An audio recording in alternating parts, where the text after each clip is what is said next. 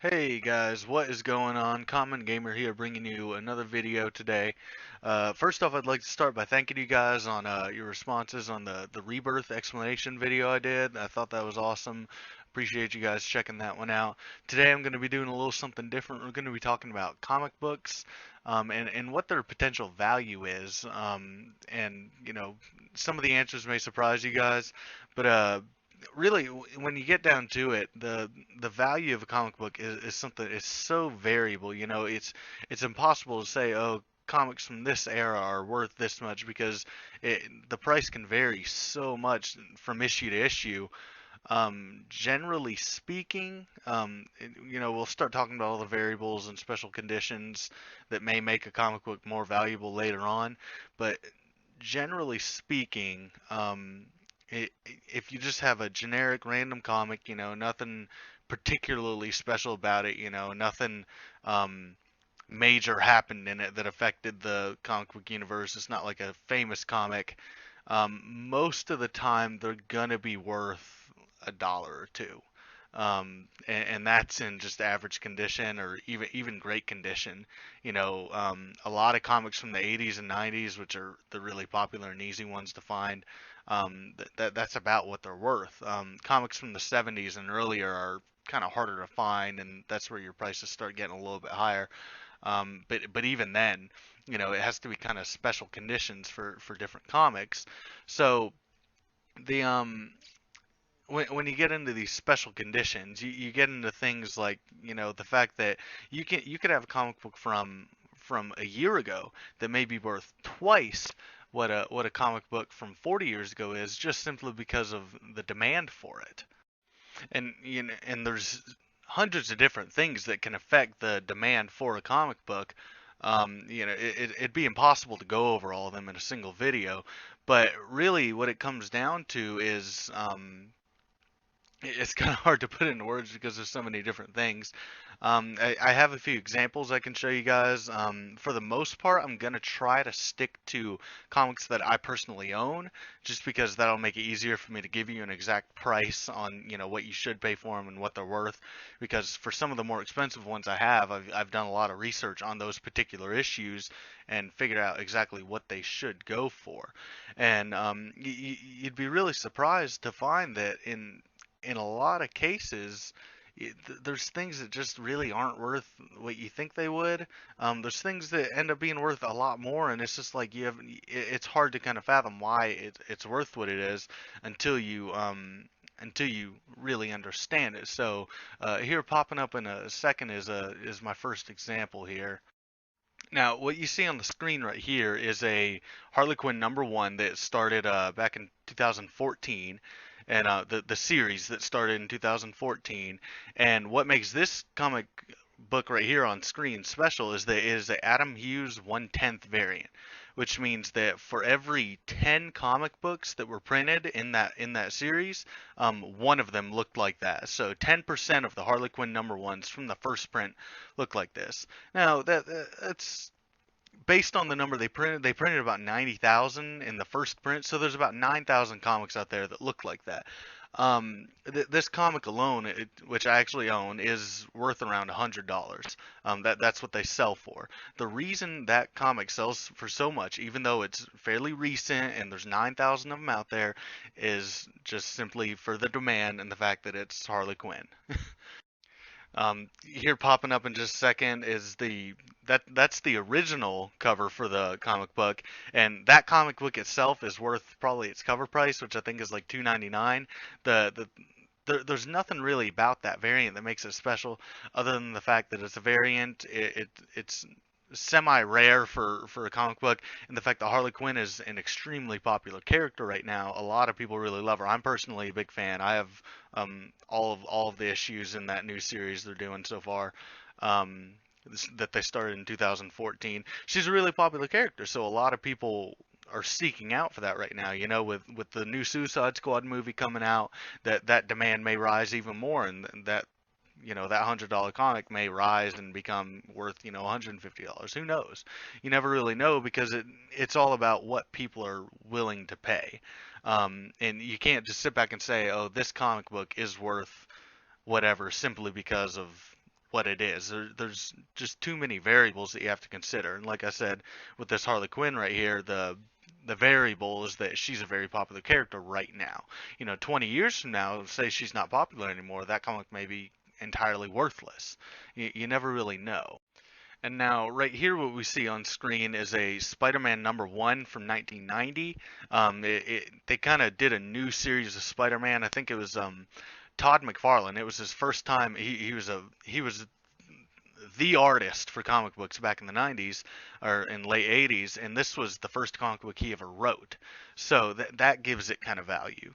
That gives it a little bit of value. Like this particular issue, which I have that one right there with the silver cover and everything. It's worth maybe $8, which the very next one in the series is worth 2. It's just the fact that it's a #1, the fact that it's the first thing Todd McFarlane ever wrote and illustrated. There, I have another one that's the non-silver version that's actually signed by him. That one's worth like $30. There's so that can definitely be a factor in what a comic book is worth. Here we see on screen is a X-Men #100 from a I couldn't tell you what year, maybe 74. I'm looking at it. I'm looking at an actual copy of it right now. I think I want to say 74. I couldn't tell you.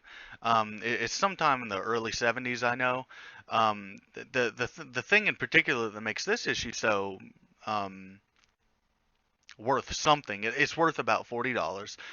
The reason it's worth about $40 is simply because it's a #100, which anytime you have a comic that's like a special numbering, like #1, #100, number whatever, they can tend to carry some kind of value. And I don't know that they do it so much now, but back in the day, comic book publishers would purposely make those issues special and make them bigger, things like that. And this particular issue is the one where a lot of comic book fans are familiar with the storyline where Jean Grey dies and becomes the Phoenix, and that started kind of kicked off the Phoenix saga. This issue is what kicked that off. So sometimes what happens in the issue and what in popular storylines can definitely give a comic value. Like I said, this one, condition wise, the one I own is worth about $40. You can probably get them for up to 60 if they're in better condition, this particular comic.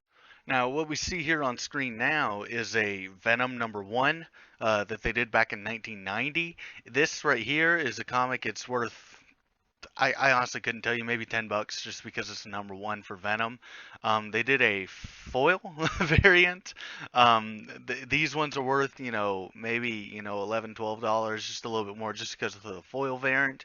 One of the reason I'm bringing this one up is because sometimes just the fact that a comic book is messed up makes it more valuable. The Venom #1, which I have I have the version you see right up here, but the foiling process they used to make to stick the foil on there was a very crappy process. And what ended up happening with a lot of their issues was the foil would peel off and people would be left with just like a blank, like a silver. Everything that you see that's foil red would be just plain silver instead. And those comic books are worth $150, $200 just because they were messed up in the process of being made. And there's actually a white variant cover that on a very rare occasion those would be messed up. The white variant cover was very rare, and so the odds of them being messed up was even more rare. But if those would mess up, they would be gold underneath. Those are worth around $300-400 just because they're messed up. So that's another thing that can make a comic book valuable. One more point I wanted to make was in comic books, sometimes what can affect the value is whether or not you have a complete series. As we see here, we have the Batman Zero Year. The Zero Year was basically the New 52's retelling of Batman's origin story and a big adventure within his first year of being Batman. And I'm just kind of making up these numbers, so if anyone knows the actual numbers, don't go out, saying I'm wrong, because I know I'm wrong. I'm just making up some numbers here. For instance, let's just say that there's 12 issues in a series, and each one is worth $2 each, which that's probably what they are, because most comic books are worth about $2 unless there's something special, like I said earlier. Um, if you have all 12 of them, it's probably going to be worth more than $24. It's probably going to be worth, 30, 40, maybe even $50 depending on the series, simply because you have the entirety of the story all in the issues.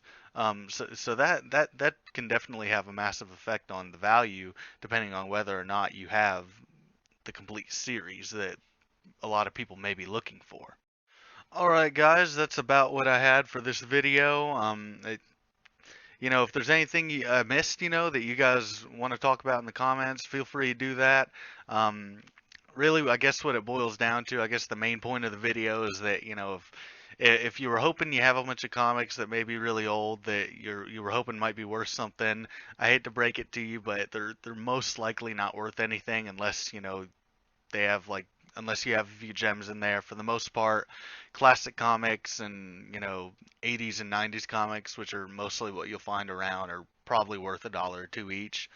And that's buying them from a comic shop. They're probably worth even less than that. They're probably worth 75 cents, something like that.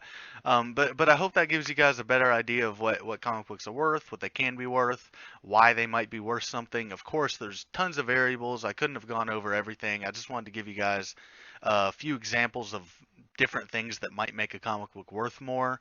If you guys have any more ideas, about anything that might change a comic book's worth, let me know in the let me know in the comments, not in the comic books. Let me know in the comments, and feel free to like and share the video and subscribe if you want. Thanks for watching.